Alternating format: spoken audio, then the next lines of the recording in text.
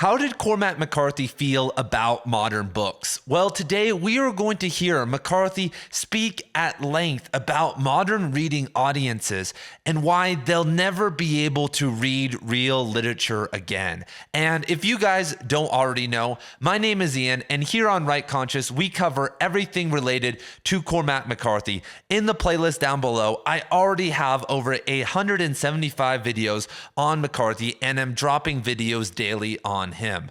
But enough from me. Let us now hear from McCarthy. Quote, "For modern readers, yeah, people apparently only read mystery stories of any length. With mysteries, the longer the better, and people will read any damn thing. But the indulgent 800-page books that were written 100 years ago are just not going to be written anymore, and people need to get used to that. If you think you're going to write something like The Brothers Karamazov or Moby Dick, go ahead. Nobody will read it. I don't care how good it is or how smart the readers are. Their intentions, their brains are different." And McCarthy is 100% correct here. And he said this all the way back in 2008. And we are living in an attention economy where everything is competing for your time. And I know after interacting with thousands of fans of Cormac McCarthy over the years, that many of them struggle with his works. A lot of us maybe came to literature after not caring about it because our teachers in public school sucked and we were partying super hard in college, and we saw No Country for Old Men and got back into reading. And when you start with McCarthy's novels, he's not easy. A lot of people don't finish Blood Meridian or find it really hard. And when you start to go back in McCarthy's catalog, even experienced and seasoned readers struggle with The Orchard Keeper. I run a Cormac McCarthy book club where we read 2 to 3 Cormac McCarthy books at once, and a ton of the members struggled with Outer Dark and The Orchard Keeper, and even more, I assume, will struggle with Suttree when we get to that. And another difference with modern literature is if you look at books like Moby Dick or War and Peace, they're actually not the hardest books to read. But when I think of authors that write these totems today, like William T. Vollmann or David Foster Wallace in the past, they are not easy books to read. On average, it's going to take you 45 plus hours to read Infinite Jest, and more likely anywhere between 60 to 80 hours. I know William T. Vollmann has a novel that's over 1 million words right now, and no one wants to publish it. And in 1985, McCarthy realized this. He wrote Blood Meridian, one of the greatest novels of all time, and in its release, it only sold a couple hundred copies. Over the course of 7 years, it sold 1,800 copies. And in the first year, how do you think it would feel to write the greatest book, one of the greatest novels of all time, and have nobody care about it? And so McCarthy made the deliberate shift. He sold out to write for this changing audience. And I want to ask you right now, are you making that shift? Are you thinking about the people who are reading your book in the future and if they are going to be able to handle it? Because we live in this super odd time right now where I can almost guarantee you that you will not write across an entire novel as beautifully as Nabokov or McCarthy or some of these other great stylists who didn't have technology and put tens of thousands of hours in over the course of a couple decades. I can also guarantee you that you probably won't have the complexity and organizational skills to put together a novel, a postmodern novel, like Vollmann, Pynchon, or Wallace, and have it come across as entertaining and informative. That also requires a dedication that us writers in the attention economy who are sucked into a million different places don't have. We are honestly very weak now. I don't know many people who are committed to the idea of being a starving artist. That requires some form of classic toughness that we don't seem to have. Even Cormac McCarthy, who grinded for 30 years, eventually gave up and said, you know what? Screw this. I'm going to write for some money and write to an audience that I know will at least listen. So what the hell do we do now? Do you need to become Gabby Hanna or Sarah J. Maas or Rupi Kaur to be able to make an impact in the literature world? And the key phrase in this passage that McCarthy uses is indulgent, but the indulgent 800-page books. And that's what I am seeing for the future of writers, is that we are going to have to stop indulging in ourselves and in these past fantasies and ideas that we've had as writers, that you can send your book to the slush pile and someone's going to care, that there's a tenured college position for you, or that there's a salivating audience just waiting to read your work. That is not the case anymore. And to answer my question from earlier, what the hell are we supposed to write in 2024 that is going to be impactful? What is our place in the future of literature? Like in the 1960s with Pynchon and others, it was postmodernism, and then there was a revival of that in the 90s. What are we doing? And my answer to that is that we need to write conscious works that can transform the lives of other people, because there is a weird awakening happening in society where people are kind of edging toward a growth-oriented lifestyle. People like now to have their mind blown. All throughout history, people remained in ignorance with religious programming and being super prudish about sex and all these different things. And now, because we have access to all these different types of movies and music, we can get just thrown into transformational experiences almost at will. And when you look back at the history of literature, a lot of the time, these authors, these goats, as we call them, have been kind of climbing on top of each other, trying to be the best. But as I talked about earlier, it's going to take a lot of work for you to get to the top. And as McCarthy has just told us, it's not really going to be worth anything.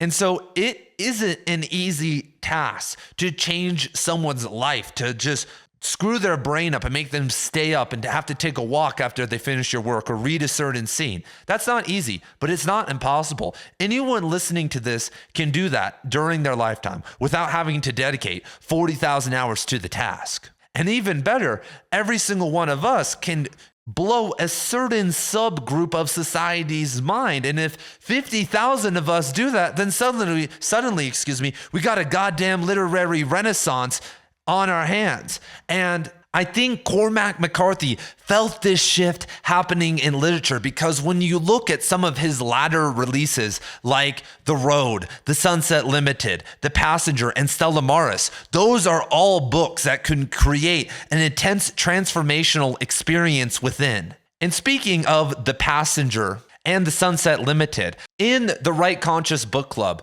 we will start reading The Passenger, The Sunset Limited, and 8 other new books starting very soon. And if you guys don't know, the Right Conscious Substack is the most active community of readers and writers that you will find anywhere on BookTube.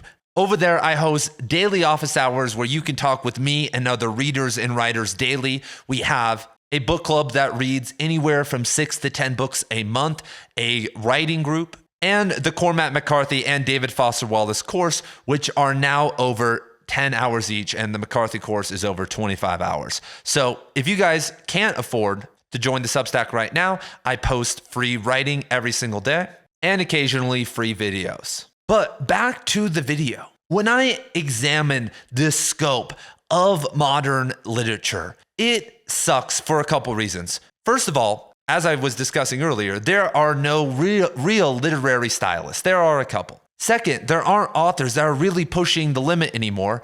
And third, there aren't really any works that can transform your life. And there are other booktubers and people who get mad at me, and they get their janitor voice going and saying, Right Conscious doesn't recognize all the new writers out there. He just wants to promote dead white writers. And they start naming all these authors who I've read, like Percival Everett, Colson Whitehead, who I've actually met and read most of their books and do appreciate as authors. But when I compare them to the GOATs, they look like middle school writers. Percival Everett has a book called American Desert. And if you compare that to the greatest desert novel ever written, titled Blood Meridian, they are night and day. When you look at a great Native American piece of fiction, There by Tommy Orange, it pales in comparison to, in my opinion, the GOAT of Native American fiction, Leslie Marmon Silko, in a novel like Ceremony. When you look at modern Black authors that are being pushed down our throat, they are not as good as Octavia Butler or Toni Morrison at an objective level. I'm not saying they aren't good, but we only have a limited amount of time. And so until I have read Morrison's bibliography, which I have, or guys like R. Charles Johnson, want to talk about a crazy book written by a Black author? Charles Johnson wrote one called The Middle Passage or The Ox Herding Tale, and both detail slavery in America. Johnson is a classic writer. He is good. He knows what he's doing. He didn't need any help from the editors or anything like that. That's a talented man who's put a lot of time into his craft. Get any author out there today and give him $1 million and say, hey, write a novel on The Middle Passage, and no one's going to be as good as Johnson. I think he's still alive. I don't know. I heard he's not as active anymore. He's getting older. Some authors just, can't have that same amount of output. But it's almost like people are trying to force me to say that these new authors are great just because they're releasing new things. And this is just the fiction realm. When you go into the poetry world, it's an absolute disaster because anyone can write a poetry book. Any celebrity can go out there because we don't trust, and I think it's them actually writing it, because when a celebrity like the Jenners or whoever writes a novel, we know that there's a ghostwriter and heavy editing going on. But with poetry, Rupi Kaur, Gabby Hanna, Gene Ico, like whoever the hell wants to throw their hat into the ring can do it. And when you start thinking about AI and the future of that, it only gets scarier. But AI will never be able to put the symbols and randomness and variability in an authentic way that, the postmodernist writers of the past have done, and not give that same authentic feeling that writers like Cormac McCarthy give. Even in ChatGPT 80, the best form of it, there's some psychic connection. And I'm a big believer in AI, and I'm not like some doomsdayer. I think if we treat it correctly, we can integrate it into our lives, and it should be okay. And maybe AI will be writing for other AIs, and that's where the competition is. But there is a human-to-human competition and connection that exists. But speaking of indulgence, when you look at how authors are treated today, modern authors who are produced in the MFA factories, it's all about indulgence. It's all about you and your fellowship and these characters and stories that people don't actually care about. The best way to become a writer and to figure out how to get good at writing is to obviously sit down and write and figure out what people care about. But if you are paid to write or paid to learn about writing without that exchange going on, then the whole foundation is flawed. And there are certain authors who went through MFA programs that ended up being pretty good, but the majority of them, people who call themselves writers, who through tax dollars and government endowments or profits from colleges are fueled, the results are abysmal. We have put millions, tens of millions, hundreds of millions of dollars into these writers. And what have we gotten from it? Worse writers, a worse community, entitled writers. A lot of these fiction authors who go through MFA programs and universities are disconnected from the modern person. Even if you were raised, the first, 18 years of your life in a rural community or around poor people, when you go to university and spend a decade writing in MFA programs, that changes. And you can maybe for a novel or two, and I've seen this happen, Tommy Orange in his novel, There, I know that he had a hard upbringing and stuff, but eventually all that creative juice from that era runs out because you are sleeping in the silk sheets. You have changed. And so then you have to start relying on your imagination and your actual skills. And this is why we see so many great authors who go through these programs fizzle out. One of my professors, Douglas Unger, he was nominated for a National Book Award for fiction, was in the top 3 and didn't write another novel for 30 years. And kudos to him at an older age. He's releasing a novel this year, and that's awesome. But this is what you start to see, that this inspiration starts to fall away when you have the professor job where you kind of grandfathered into the publishing world and these things where you can go on tours and kind of just eke by. That fire starts to dry up. And the connection that is lost is the internal connection, because a lot of MFA writers, modern writers, love to write about diverse experiences, the modern experience of a diverse voice. But none of that matters unless we're connecting at the soul level.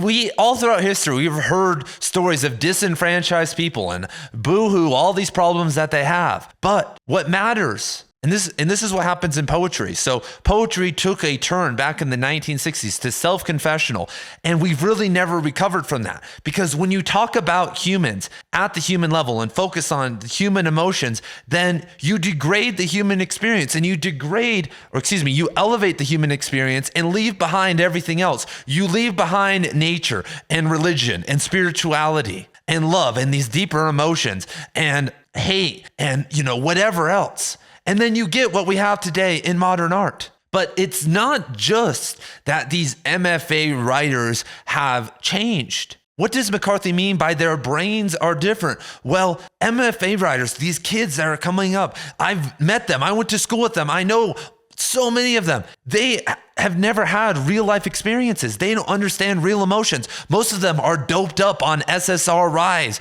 and red dye 40, have never been punched in the face. And you don't have to, be punched in the face and ride a horse and, be the cool guy to understand what's going on in life. But you have to have connected with other modalities of consciousness at a deep level and gotten outside of yourself. And, if you have fake depression, I'll just say it, fake depression, fake problems, toxic relationships, blame the government, left wing or right wing for everything, then you have nothing to say. You are back at level 1 of the game. You are back with the Christians and all the religious people, not all Christians, but the ones who haven't really evolved to deeper states of thinking within religion. You're back with them. You're back with the conspiracy theorists and all the other people who haven't escaped and really started to experience the oneness of reality. When you look at Dostoevsky and Herman Melville and Cormac McCarthy, they were in tune with that. The brothers Karamazov is really a display of Eastern orthodoxy and the archetypes at some high level that we can't understand. Blood Meridian is a spiritual journey. Moby Dick is a spiritual journey. Most of these works, if you're trying to transform someone's life, Infinite Jest, Gravity's Rainbow, all these are really a spiritual journey if you really look at it, because it's really working on your soul. But if you've never worked on your soul, then how the hell are you going to do it for somebody else? Gabby Hanna has nothing to say to me. Austin Butler is not a real actor. James Patterson can go jump off a cliff. Kendrick Lamar is an industry plant. David Lynch and PBR, well, that's a good director, and that's a damn fine beer. So I want to talk to you right now. How do you tune in and be the PBR, the David Lynch, the Taylor Swift, of the writing world? Well, first things first, you probably need to go have some extreme experiences in your life if you haven't already. If you are a war-torn victim who's been partying and doing psychedelics and living the dream or have in the past, and okay, you've got that done. But if you haven't done that already, if you skipped by all that and have lived a very nice life, and I'm not talking about frat boy partying, everybody. I'm talking about psychonaut journeys to the extreme with poverty, with mental breakdowns, that type of stuff. We're going to need some of that in your life right now. Maybe to the detriment of your family and others. But isn't that the life of a writer anyway? Look at all the divorces and the problems that writers and their families and everyone else around them have. I mean, I don't want to go tell a dad who's 45 years old to go take some DMZ or something like Howling Condensa does in Infinite Jest, but if it happens, it happens. And when it does, then you don't write about that. Don't tell me about that. But then let that integrate into your consciousness for years. And as you are working on your writing skills, the experience is not what you write about, but learning to imagine, learning to think differently is the skill that you will use later when you have fueled your writing skills. Second, I want you to focus on one thing and one thing only when it comes to writing, and that is building your skills in regard to sentence structure. If you can't write compelling sentences, it's like sentences are like a math equation. The numbers matter, but if the math equation is wrong, then you are screwed, and the eventual result is wrong. And that's where a lot of writers are. Their sentences, they don't even understand the different types of sentences. So that is something I'll be talking about on this channel, on my free writing school course. Link to that is also down in the description below.